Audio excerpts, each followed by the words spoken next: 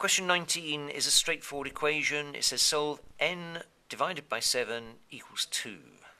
The dividing by 7 bit is the complicated bit, and in order to get rid of this, we need to do the opposite of dividing, which would be multiplying. So n is going to be simply 2 times 7, which is going to give us an answer of 14.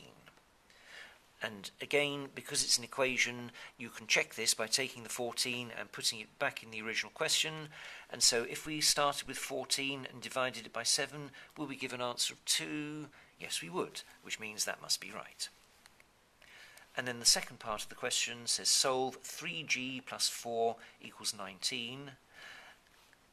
The way to do this would be to say, okay, I'm going to cover up the 3g and look at what number would make that sum work.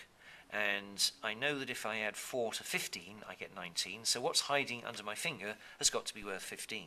And that simply tells me that the 3g that I hid under my finger has to be equal to 15, otherwise the sum isn't going to work. This then makes this a simpler equation because I'm now looking at 3 times something to give me 15. And I remember that 3 5s are 15 because I can remember my tables, and that simply tells me that g has got to be 5. And so that's the answer there.